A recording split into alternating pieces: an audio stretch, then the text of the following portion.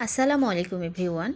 ছাদ বাগান এবং ব্যালকনি বাগান সম্পর্কে সকল ধরনের ভিডিও পেতে আমার চ্যানেলটি সাবস্ক্রাইব করে রাখুন।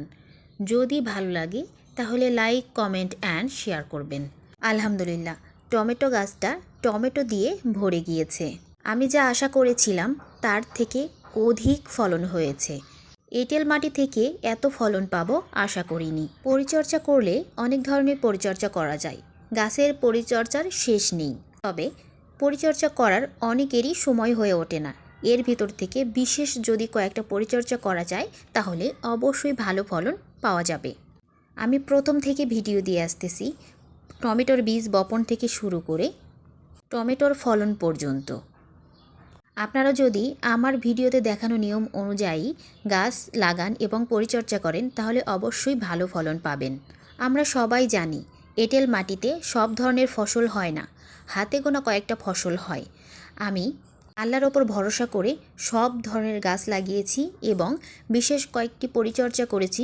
আলহামদুলিল্লাহ, সব গাছে আমার ফলন হয়েছে।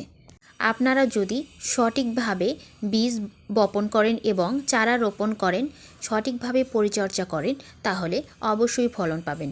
আপনারা দেখতে পাচ্ছেন আমার টমেটো গাছে শুধু টমেটোই।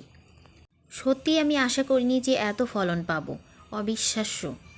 আমি প্রথম থেকে যে পরিচর্যাগুলো দেখিয়েছি ওইভাবে পরিচর্যা যে কেউ করবেন তাহলে ফলন পাবেন, সাথে একটিও ফুল ঝরে যাবে না।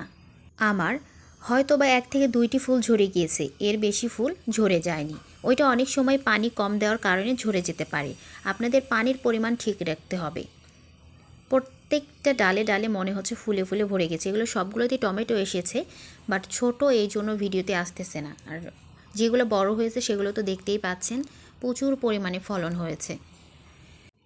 আলহামদুলিল্লাহ, টমেটোগুলো অনেক বড় হয়েছে। প্রত্যেকটা ডালে ডালে এত পরিমাণ ফলন কল্পনা করা যায় না। যদি গাছের পাতা হলুদ হয়ে যায় তাহলে এই হলুদ অংশগুলো অবশ্যই কেটে ফেলে দেবেন। মাঝে মাঝে মাটিগুলো খুঁচিয়ে দেবেন, মাটিগুলো শক্ত হয়ে যায়। যখন সরিষার খোল দেওয়া হয় তার পরের দিনে মাটি তো পর্যাপ্ত পরিমাণে শক্ত হয়ে যায়। মাসে 1 থেকে 2 বার অবশ্যই মাটি ভালোভাবে খুঁচিয়ে দিবেন।